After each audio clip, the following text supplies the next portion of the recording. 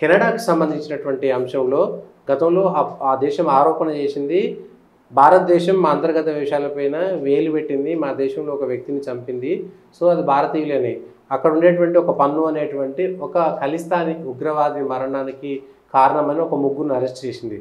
నిజంగా వాళ్ళు నిజమేనా, వాళ్ళే చంపారా?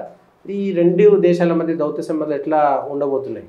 ఇప్పుడు కెనడా ప్రభుత్వం, కెనడా పోలీసు విభాగం మేము ముగ్గురిని, ముఖ్యంగా వాళ్ళు కూడా పంజాబీ సిక్కులే, కెనడాలో స్థిరపడిన కెనడా సిటిజన్షిప్ ఉన్న పంజాబీ సిక్కులే, వాళ్ళని మేము ఈ తీవ్రవాది హత్య కేసులో అరెస్ట్ చేశాము.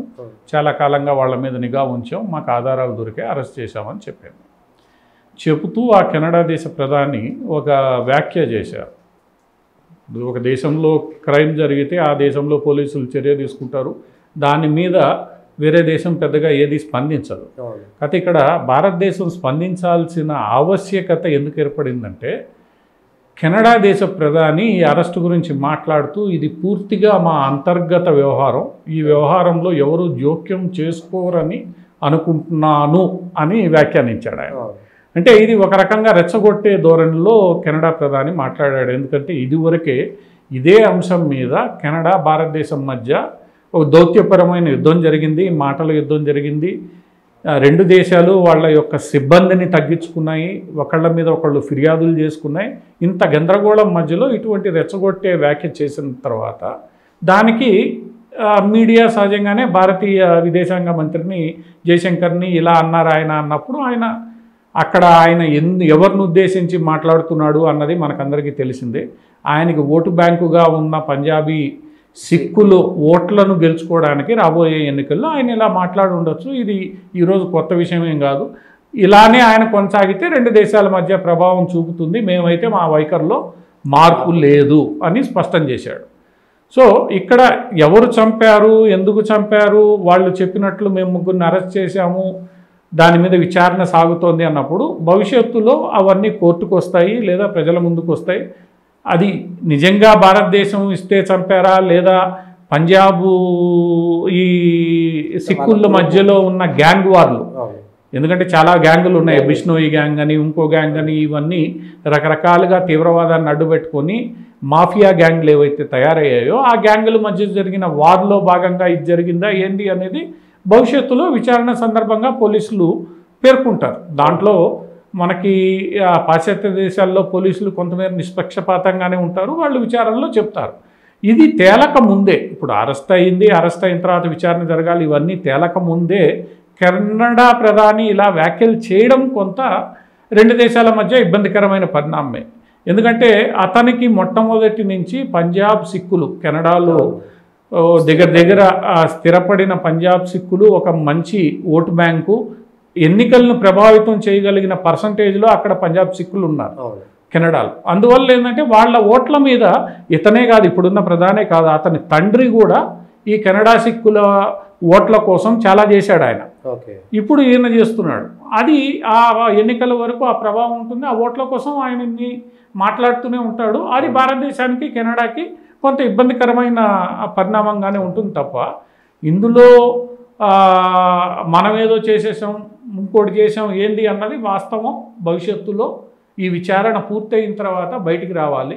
ఆ బయటికి వచ్చిన తర్వాత ఆ వివరాలు మనకి అందజేస్తే మనకి విషయాలు తెలుస్తాయి. ఇప్పుడు కెనడా పోలీసులు భారతదేశం ప్రమేయం ఉంది, ఆ వివరాలు అందజేయాలి. అందజేసిన తర్వాత మనం చట్టపరంగా చర్యలు తీసుకోవాలి, ఎవరైనా మన వాళ్ళు ఇన్వాల్వ్ అయి ఉన్నారా.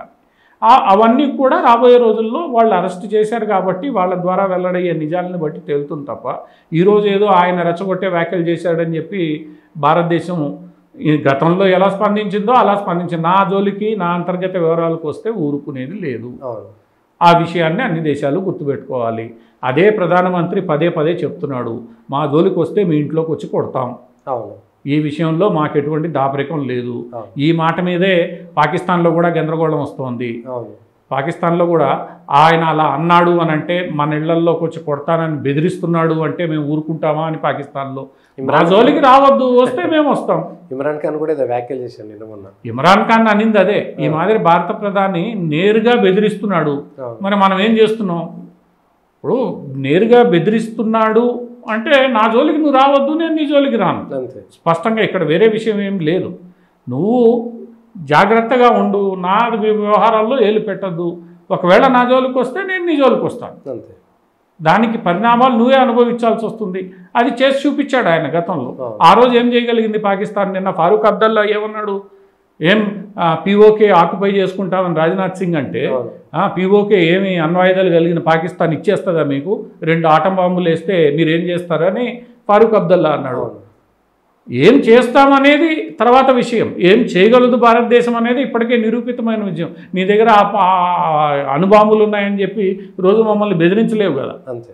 సో ఇవన్నీ కూడా ఈ తీవ్రవాదానికి సంబంధించి మద్దతిచ్చే దేశాలు వాళ్ళు చేస్తున్న చర్యలను సమర్థించుకోవడానికి చేయడమే తప్ప, సమర్థించుకుంటూ మన మీద బురద జల్లే ప్రయత్నమే తప్ప, నిజంగా వాళ్ళకి తీవ్రవాదాన్ని అంతమొందించాలి అన్న చిత్తశుద్ధి ఉంటే అంతర్గతంగా ఇటువంటి వాటిని వాళ్ళు నిరోధించాలి. అది కెనడా కావచ్చు, యుఎస్ఏ కావచ్చు, బ్రిటన్ కావచ్చు, లేదా పాకిస్తాన్ కావచ్చు.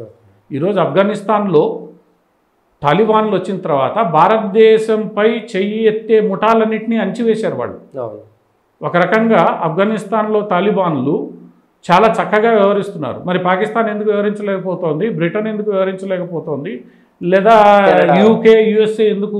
అంతర్గత ప్రజాస్వామ్యము, అంతర్గత ఓట్ల కోసం మీరు వేరే దేశానికి వ్యతిరేకంగా ముఠాలని రెచ్చగొడుతూ ఉంటే వేరే దేశం చూస్తూ ఊరుకోదు. ఆ విషయంలో తేల్చుకోవాల్సింది మీరే. భారతదేశంతో మీకు వాణిజ్య సంబంధాలు కావాలన్నా, మంచి దౌత్య సంబంధాలు కావాలా లేదా? ఓట్లే కావాలనుకుంటే మీరు ఓట్లే చూడండి, భారతదేశంతో సంబంధాలు ఉంటాయి.